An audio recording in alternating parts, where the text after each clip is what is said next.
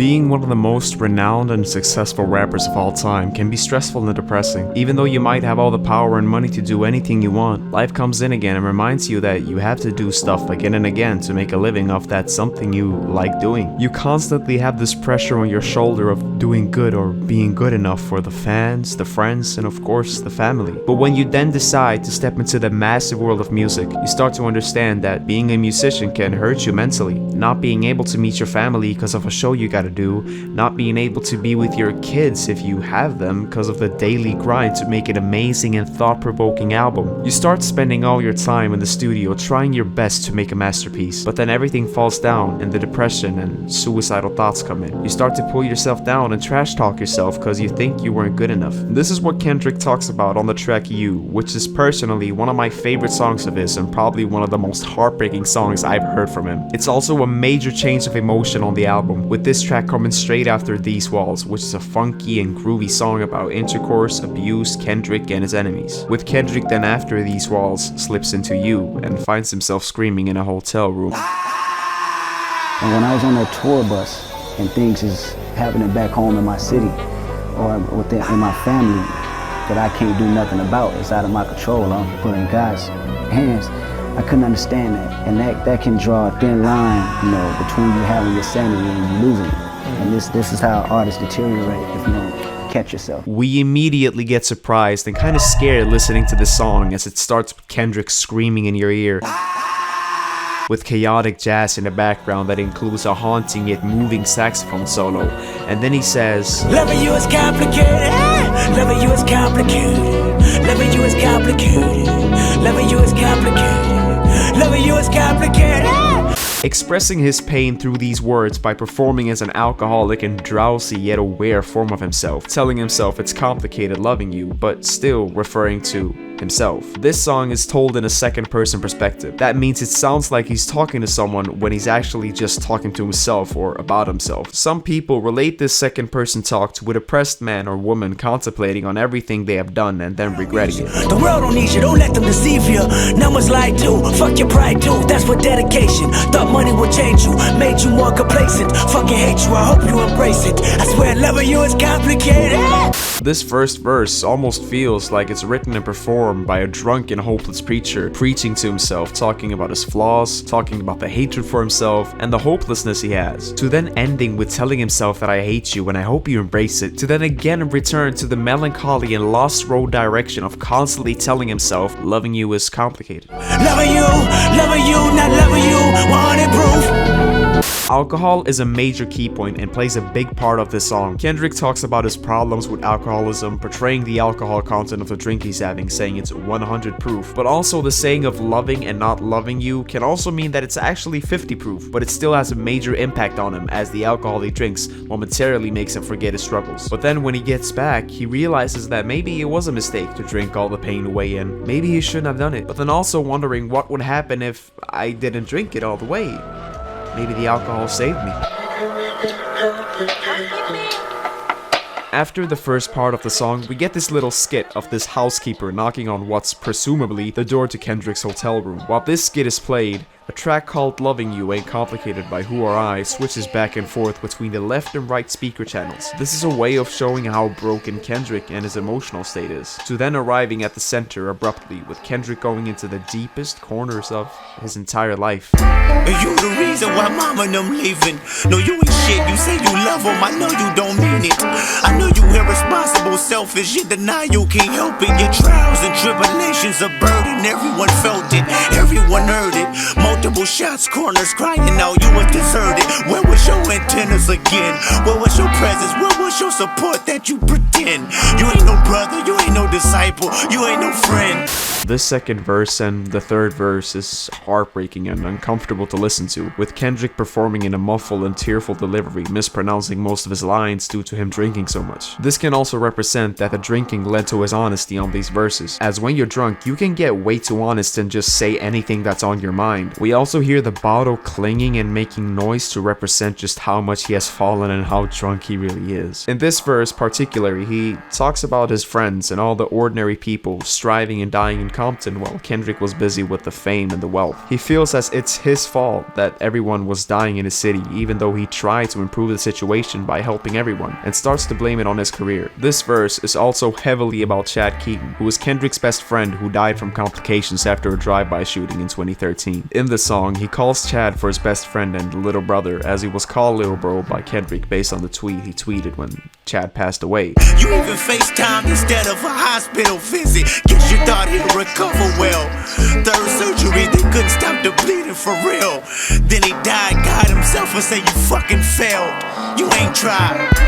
While Chad was in the hospital because of injuries from the drive-by shooting, Kendrick was not in the city to give him a visit. The only thing he could do was talk to his best friend via Skype and FaceTime. In this verse, Kendrick starts to hate himself for not seeing his friend in person and giving him a visit before he passed away, telling himself that God is not proud of him, telling himself he's a complete failure. I know your secrets, nigga. Mood swings is frequent, nigga. I know depression is resting on your heart for 2 reasons, nigga. I know you and a couple black boys ain't been speaking, nigga. Y'all damn near beefing, I see it and you're the reason, nigga. In the third verse, Kendrick has completely hit rock bottom, battling with his depression in a more hurt voice than the rather angry and upset voice style of the last 2 verses. He also frequently has voice cracks with drastic shifts of his tone, rapping as his conscience and about what's going on in his mind. There are also gulping sounds to be heard to represent that this is where the alcoholism kicks in more than ever before, as he brings you into this dark pit of guilt and depression. He also talks heavily in the end about suicide, saying that he should have killed himself a long time ago and that every time he looks in the mirror it's like the mirror is telling him that he should die. And then, in the end, he ends the pain and suffering as we know of by saying, and if I told your secrets, the world or no money can't stop a suicidal weakness.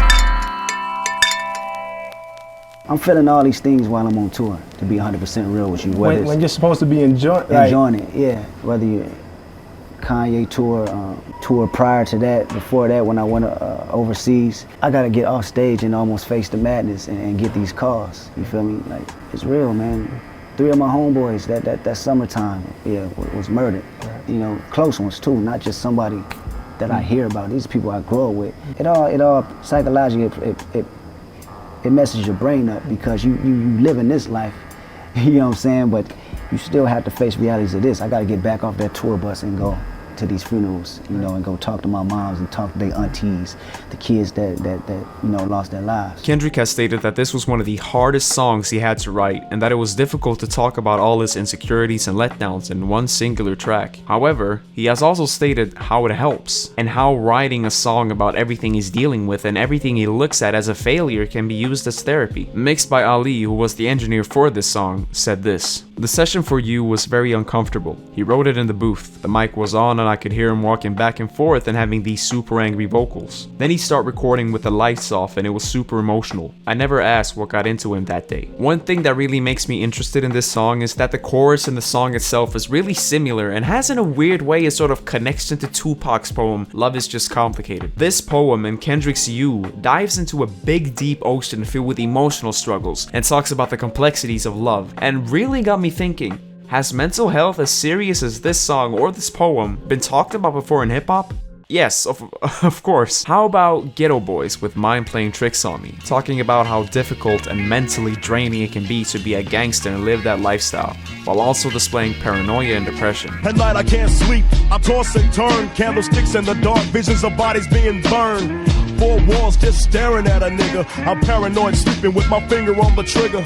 Or maybe Biggie's infamous Suicidal Thoughts, where Biggie calls up Puff Daddy with an audible suicide note and then kills himself by the end of the track. I'm sick of niggas lying, I'm sick of bitches hawking. Matter of fact, I'm sick of talking.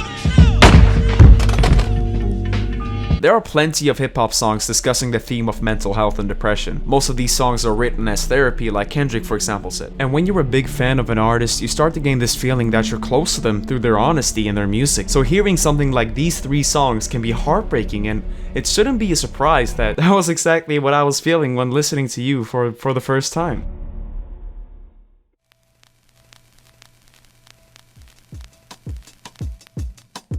For me, like, listening to this song was just insane, and it gave me a whole new perspective on what Kendrick was feeling. And when I mean a fan is a friend, what I'm trying to say is the way Kendrick expresses himself on these tracks is like he's talking to a friend, even though he's just talking to the listener and telling a story, or telling them just like, hey, this is what's up. I remember back in 2016 when I was 12 and discovered Kendrick for the first time through Mad City as, that song is a banger, I can tell you that. It made me want to listen to more, so I listened to all of his albums on Spotify, but there was one album that stood out and blew my mind. My first reaction to this album was priceless. I didn't record it, but I remember it. Like, the first time I listened to this, it was like God made an album with Kendrick and released it, which is really ironic to say, as this album has a side story of being greeted by the devil and offered to get money and rich and famous and all that shit. So I was laying in my bed, listening to this, These Walls, and then suddenly, I think the first time I listened to You, I jumped of fear. I was like, what the fuck is going on? And then the second part of the song just,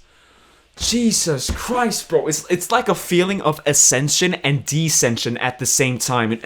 It's like, you know that feeling when you like eat a big bowl of like Cheerios or something and you're finished, but it was so good, but you want more? It's like that feeling, you know? That's a really bad, you know what, yeah, that's how it is. So I was curious, are my friends thinking like the same as me? Are their thoughts about this song similar to mine? I asked a friend of mine what he thought of the song, and this is what he had to say. Yeah, about that. So yesterday while I was editing, my PC crashed. Isn't that wonderful? And when it crashed, I lost all of my document files and video files, so I don't have that video where I'm talking to my friend. So I'm just gonna say what he said, kind of. All in all, he agreed and he felt the same way. Yeah.